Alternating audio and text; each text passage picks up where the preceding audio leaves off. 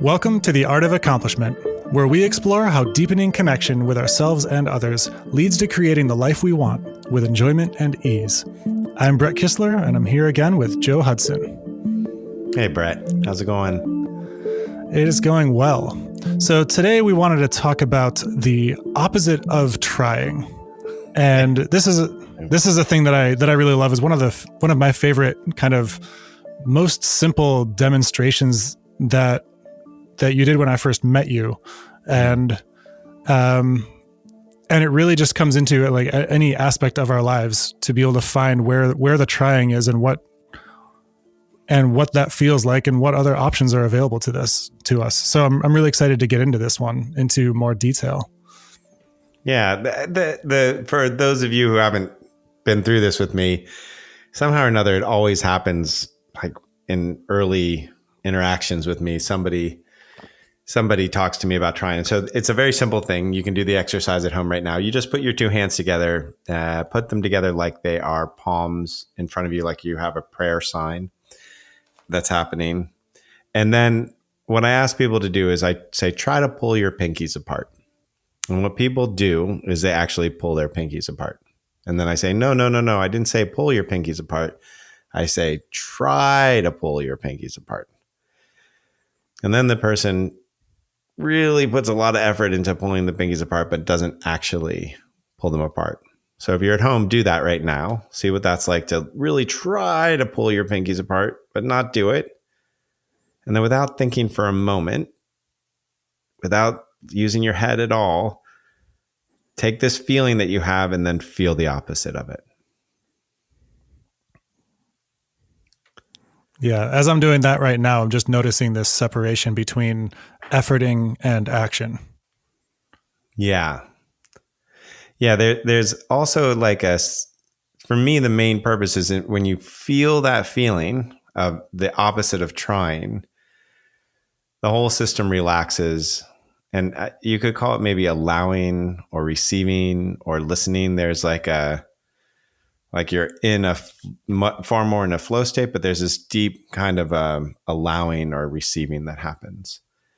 And what's interesting about almost everybody I work with, especially when I first start working with them, they're constantly thinking that their solutions are in trying or in effort.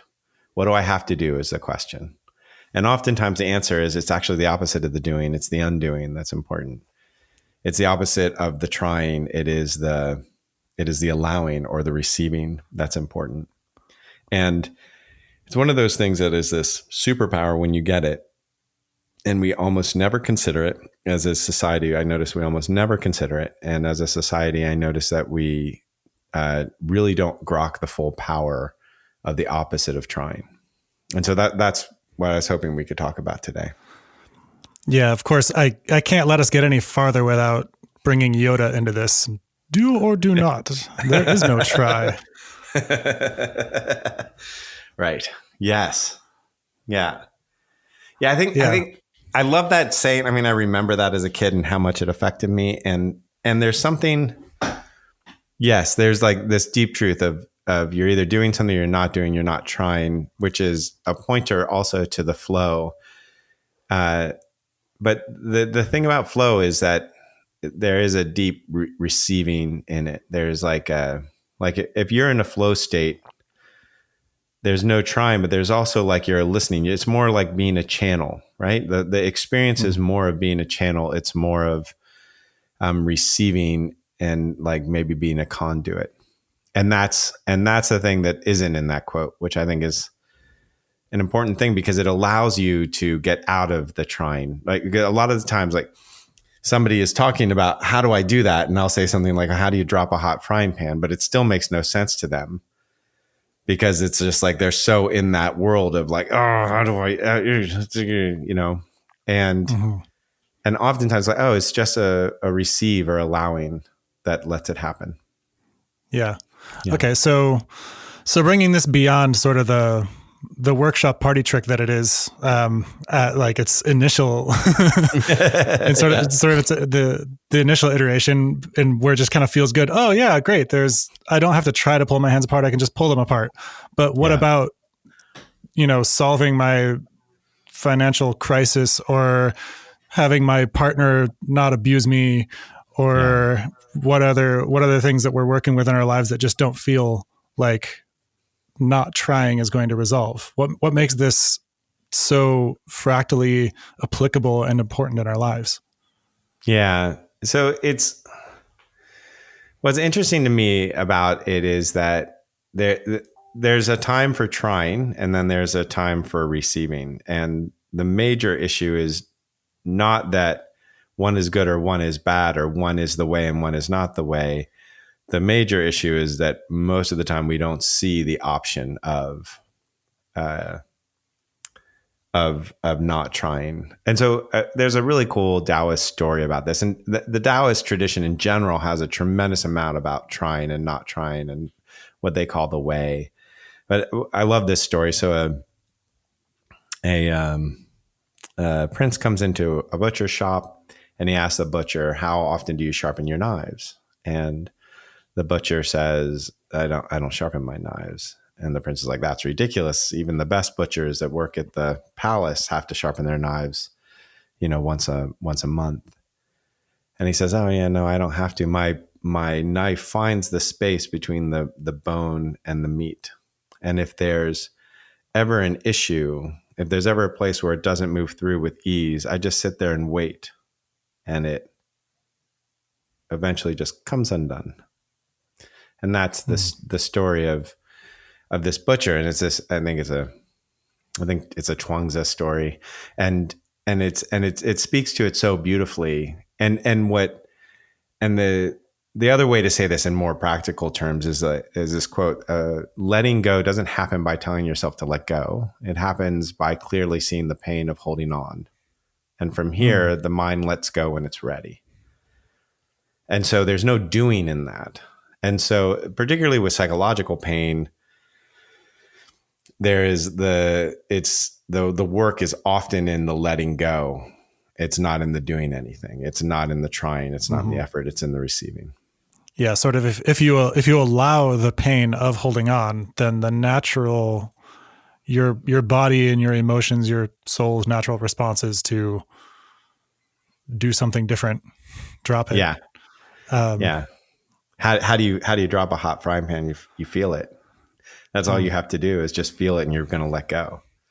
Right. That's And then of course there's the fork in the electrical socket. Like there's other metaphorical examples where it would be better to drop it, but you actually just hold on tighter because that's what kind of response you have.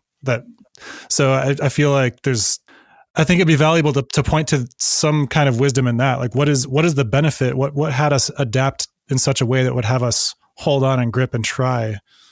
Right, that's exactly it. So the way we hold on tighter is we say, how do we do it? How do we fix it? What's wrong with me? How do I improve it? What do I do? There's a lot of ego in that, and there's a lot of doing in that, and there's not a lot of receiving or allowing in that. And that is exactly the methodology in which we use to hold on tighter. And there are times when that makes a lot of sense. If I'm on a life raft, that's what I'm going to do. If I am in, there's ways in which I would use my will, both in business and in relationships or coaching with somebody, where I would use my will for that exact purpose. And there's no problem with that. I think there's, like I said, a time and a place for that. The question is, you can't really know what the thing is that you can't really know when the time and the place is unless you really understand the other tool, unless you really understand what it is to receive, to allow, to let go, to listen. Okay. So give me some practical examples of this. Yeah. So none of these are perfect, but I want to be really specific in them. Like listening is a great example, and how that can change your life by the way that you listen. The resilience that comes from allowing, the pleasure that comes from allowing, peace, authenticity, joy. All of those things really don't respond to trying very well at all. I mean, occasionally there's certain ways in which it works, but generally all of these things prosper through the allowing process. So just like giving you an example on listening. So we do this exercise in one of the courses where you have somebody talk to somebody, and then they listen in one way. They listen with like skepticism, and then they listen in another way, like that person is like the most wise person in the whole world. And what people often notice in that exercise is different things are shared. The way that we listen, basically how well we receive, how well we allow the other person to be, will create different stories that we hear. We'll get different levels of honesty, intimacy, transparency. Our whole world will be different by the way we listen. However, I very rarely ever see anybody say, oh, how am I going to listen in this next meeting? They always think, what am I going to say? How am I going to present myself? What is a slide deck going to look like? They never say, how am I going to listen? Though listening can have a much deeper effect than what you say in a meeting.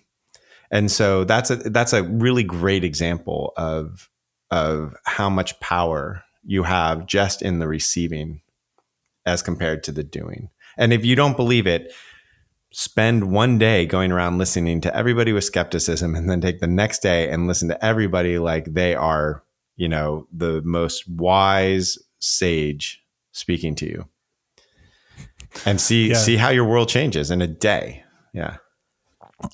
I just had the mental image of like a child running up to the front door to show mommy the mud pie they made, and they're covered in mud, and they're all excited, and all of a sudden the mom is just standing there, arms on her hips, like, yeah. And then all of a sudden, just the immediate deflation. Yeah. The quality of the listener does directly back channel and impact the way that we share. And that's a really interesting observation that, we go into a meeting preparing for what we can't possibly prepare for, which is how listening is the other person going to be. Right. And exactly. Rather than how are we going to listen, and like what is the quality of our presence while we are sharing and exchanging ideas. Yeah. Okay, so that's for listening. You kind of went through a list there, like listening. Resilience was the next one. Yeah, resilience. How does it work there? Yeah, resilience is a really interesting one because it works like a little sideways there. If you look at, for example, if you look at economies that are highly planned, that don't have allowing in them, if they are fragile, they might grow for a while, etc., but they become fragile, they become weak. Whereas if you have a non-planned economy where people are following their inspiration, you're doing a lot of allowing, and that allowing creates a lot of resilience. Decades and decades. It's not like 30 years of an economy. It's hundreds upon hundreds of years of an economy. So that's another example. And in business, another example would be open source. The resilience of an open source platform instead of a non-open source platform. The same thing with Uber. Like the more they're just like, oh, we're allowing people to drive when they want to drive, how they want to drive, it becomes a far more resilient thing than a taxi service, which is far more controlled. So allowing people inside of a company it very much creates that resiliency. Internally, that same resiliency is created by allowing the emotional experiences that we have, by not managing and constricting on those. They help us get through transformation much quicker. They help us heal much quicker. They allow us to make decisions much quicker, as we've talked about in other podcasts. So it's that allowing that creates resiliency in us, in our companies. And you can see companies that are more decentralized oftentimes are more resilient and also win competitively. Not in all cases, but in many, yeah. Yeah, and I can also see that helping with pivots, responding to market changes, and then internally responding to changes in our own selves, our own capacities, our own environment, allowing us to update our identity with who we are now, rather than a lagged behind idea of who we've been, and then insisting on maintaining that. Yeah, if you really want to geek out on it, there's a book called Reinventing Organizations that really is talking about a structure of company that allows for a lot of allowing, a lot of listening, and it really, it has a very particular way in which it moves in the world. So if you really want to geek out on as far as like company culture, that's another way to check into it. Yeah. How about pleasure? Yeah. So pleasure, that one's like the easiest one to explain. It's like, so, men and women obviously are different, but if you just take it sexually, there's definitely a group of people that if they really try to have an orgasm, they can't. That orgasm is something that the more you try, the further it goes away. Even for those people who can have an orgasm through trying, that the orgasm is usually tight and short and instead of where what people would say call valley orgasms or something like that, where it can be very long, extended, pleasurable experiences through the not active trying. But the other way to just instead, if you want to take it out of sex for a second, just like try to find pleasure without allowing. You know what I mean? Like try to enjoy the sunset. Yeah. Try to enjoy a breath. Try to enjoy. And so the way I define pleasure here is the best way I've heard to define pleasure is observing the movement of your sensations in your body, or the movement of energy in your body. That's what pleasure is. It is a listening to the sensations of your body.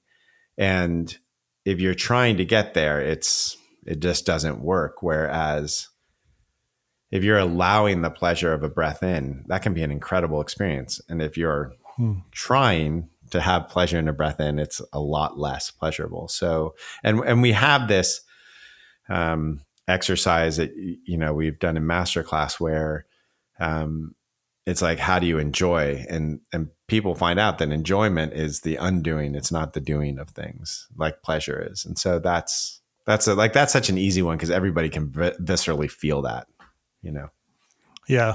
Yeah. And I'm thinking about, a deep tissue massage or body work as well. And one thing that you had mentioned there is it's allowing the sensations in our body. That statement has no valence. It's not allowing the positive sensations in the body.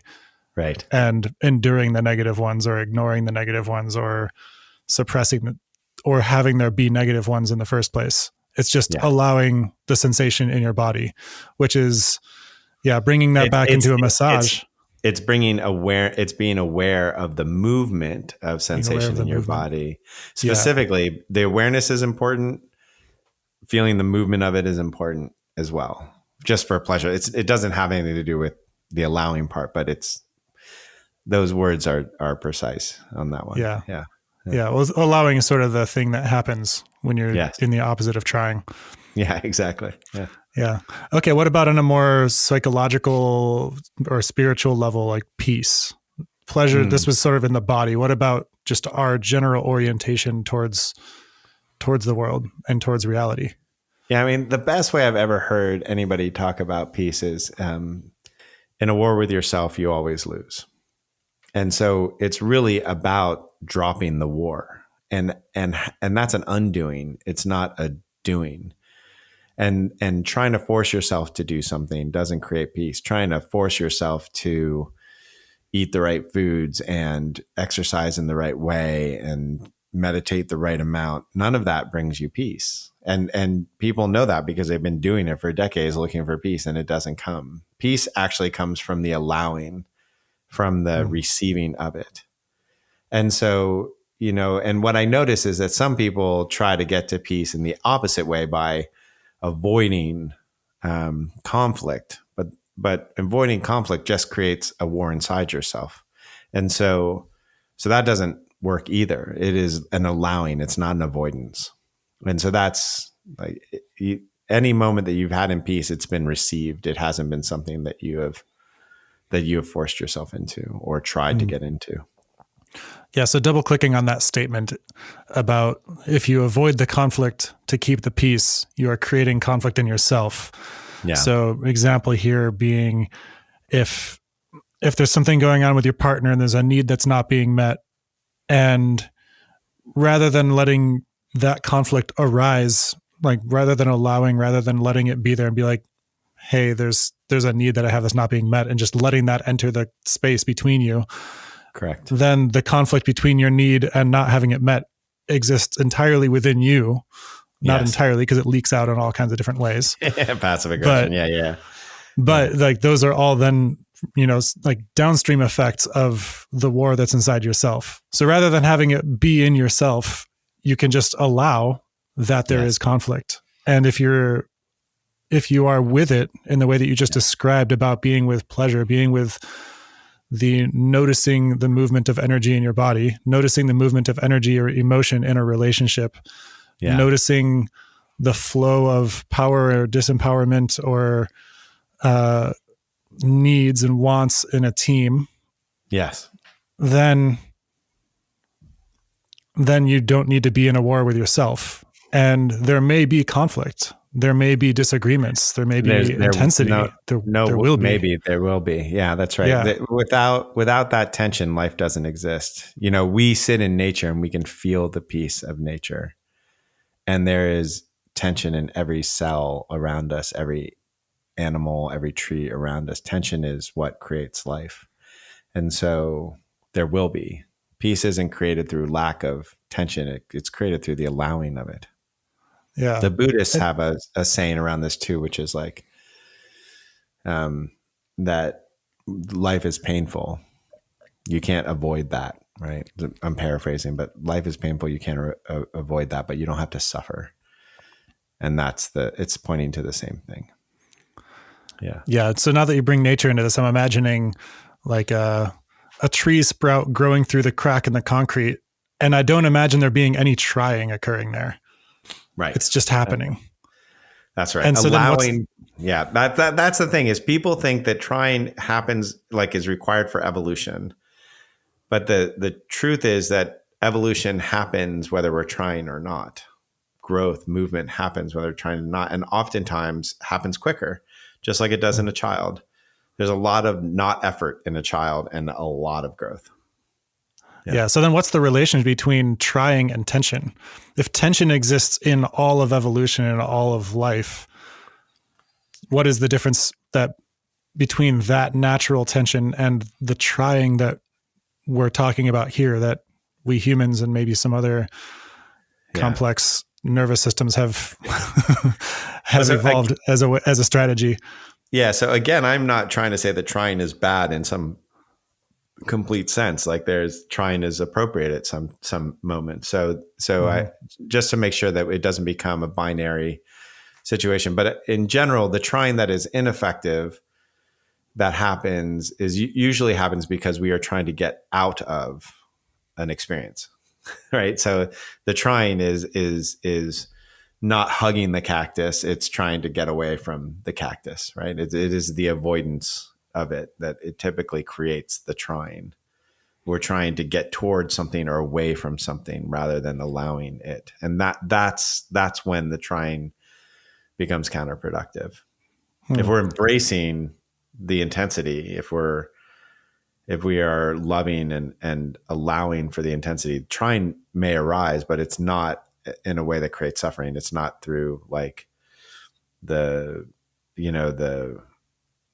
it's not through the craving or the aversion is the way that the Buddhists would say it, right? Not that wanting is bad or anything like that. It's just that our suffering comes from that experience. Yeah. I'm just picturing having hugged the cactus and having a bunch of cactus needles in me and trying to get them out. And, if you've ever had like a tiny little cactus needle stuck in your skin and it breaks off and like, whatever it's called to go in there with tweezers and very carefully try to get the thing out could be considered trying. You could also do it with or without tension or with or without like suffering. Yes. And so right. It sounds to me that what you're describing as trying here often involves that there's resistance to the experience that makes it trying. That's right. Yeah.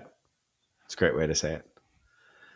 Got it. Yeah. Okay. So there were a couple other examples that you had mentioned. Yeah. I think there was two more. Authenticity was one. Okay. Yeah. And joy. Yeah. I think joy was the other. Yeah. So what I mean by authenticity here is not just saying the first thing that comes to your mind. I think a lot of folks think that that's what authenticity is about. but that can be conditioning, that can be trauma, that can be a lot of responses that aren't particularly authentic. So when I think about authenticity, it means that I'm not avoiding being myself and I'm not defending being myself. If I'm avoiding being myself, then I'm clearly not okay with myself, and that's not authentic. And if I'm defending myself, I have to agree that there's something wrong with me. And so I don't mean defending as in protecting. Sometimes obviously you need to protect yourself. I mean that feeling of defensiveness, that wall up, that open heartedness. And so to me, that it, like, the only way to be authentic is to allow yourself. Is to listen to yourself, to receive who you are and let that express. It's again like being a channel. It's not a doing. Like, I had to really try hard to be authentic. Is like it just rattles the brain when you think about it that way. So it is very much a receiving or a listening. Yeah. The trying comes in the defense and the avoidance. Yeah. Yeah. And I'm also imagining that now as it becomes a strategy and it gets into our, like, from our body up into our heads, then there becomes a lot of trying. It's like, if I'm operating from a core belief that I can't be seen as wrong or bad, and it would be bad for me to be seen that way, then I need to figure out how to defend myself and manage other people's story. And all the other downstream effects of that. Yeah. And that's tracking other people's opinions and needs rather than my own feelings. And then all that disconnection occurs downstream. Yeah, that's right. Our main reason for not being authentic is because we want a certain reaction from other folks, which means we are not allowing them to be themselves either. And my noticing is that the more I move from my authenticity, that's all I really want from others. I don't want them to agree with me. I don't want them to tell me how great I am. I don't want them to give me attention. The biggest joy I have in interacting with others is their authenticity and being authentic together. That's what actually feels deeply intimate. Beautiful. Well, how about joy then? Yeah, joy, I've said this a lot before, and which is the joy is the matriarch of a family of emotions, and she won't come into a house where her children aren't welcome, where her children aren't listened to, where her children aren't allowed, where her children aren't received. You know, it's the same idea. It's that deep welcoming of our emotional experience is what allows for joy. Joy isn't like, you can see it. You see it all the time with, like, especially in the 20s, where you're just like, I'm just going to smile because that'll make me happy. It's like, joy doesn't come through force. Joy doesn't come through effort. Joy doesn't come because I'm going to be positive all the time. I'm not going to have any bad emotions. Like those people, I've worked with plenty of them that when they hit 40, they're like, my whole fucking life is miserable and all I've done is be positive. Joy comes because we allow all the emotional experiences to be, and then they clear out, they move. And then when that dock is empty, joy moves in. Joy comes. It's the one that likes to settle in place. All the other ones want to move. Like the undercurrent of our emotional experience is joy, and unless something's wrong, and then that can move through.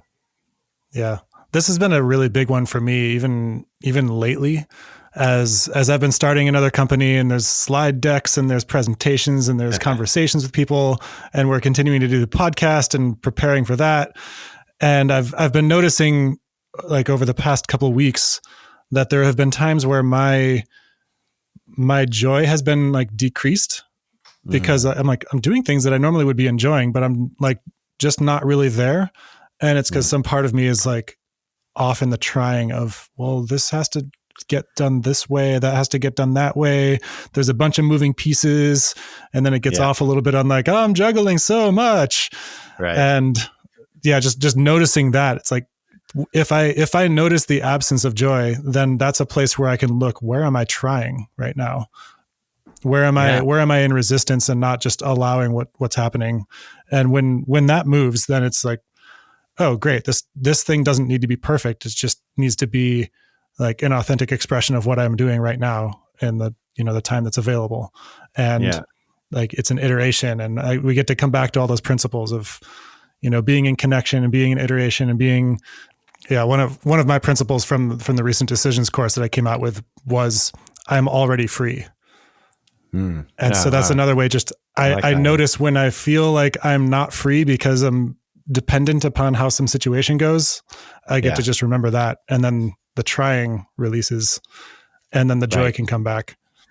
Yeah. And so the interesting thing that you're saying here that I think is really important, because I remember the first time I heard some idea like this, and I was like, wait, but I gotta try some things. Like I gotta like get gas in the car. I gotta, like, if I'm going to make my business work, I have to. And so it's really important when we say trying, we don't mean doing, right? And that's back to the Yoda thing. So I think if anybody's lost there, that's a really important thing. And I also really dig what you're saying about freedom. I'm already free. It's like there's something that happens in the receiving, which is like the recognition and it's a really cool little point that you're making right here, which is that our capacity to recognize, to have the epiphany, happens far more in the receptive place than it does in the trying place. There's like this, and so when you say I'm already free, there's like the recognition allows for this movement to happen. Whereas if your principle was, I can be free, it doesn't do the same thing. Yeah. Right? Because I can be free if I try hard enough, it becomes what it would be. Right. Exactly. Yeah. Instead of I am. It's it's a great principle. That's cool. Dig that. Yeah. So that's the joy part. Yeah. Again, another way that I'm thinking of, like, kind of intellectually slicing up this trying concept, is that when I notice I'm trying, it's generally that there's actually something I'm not wanting to feel. It might be helplessness. And if I'm not feeling that helplessness, if I'm not feeling that fear, then I go into like focus, and not necessarily a productive focus, but sort of like a blinders focus, sort of like a fear, fight, flight kind of state. And when I'm in that state, I have less capacity to be authentic, less capacity for joy, less capacity for peace. Yeah. And I find myself in the struggle with reality, in the fight. Yeah. And it also just takes a fucking shit ton of energy. It just takes, like, you and I have seen this with people who have gone through some of the courses, and they have like this moment of, oh, I can allow my emotional experiences. And then they have so much energy. They even have a hard time sleeping for a couple of days, where they're just like, And so that's a huge, like, once you experience like, oh, me managing and trying and controlling all this stuff requires a lot of energy that could be going towards getting a lot done. And what I've noticed is that, like, nowadays, like, one of the things that, as people work with me, they're like, wow, you do so much stuff and you get so much done. It happens quickly. And it's, some people complain about not being able to keep up. And it's not that I'm moving quickly in my experience. It's just that I'm not wasting my effort on trying or managing my experience or trying to make it different or resisting the experience. And so what I think is hard for people to grok until they fully feel it is that you get a lot more done in the not doing than in the trying. Mm-hmm. Yeah. Awesome. Thank you, Joe. Okay. Yeah, pleasure. I enjoyed this. Thanks for being with me again, Brett. Awesome. Thank you, everybody, for listening. And if you know somebody who might appreciate what you heard today, please pass this along and share what resonated for you. We love your feedback, so hit us with comments or questions through our website, Circle Community, or tweet us at artofaccomp. You can reach out, join our newsletter, or check out our courses at artofaccomplishment.com.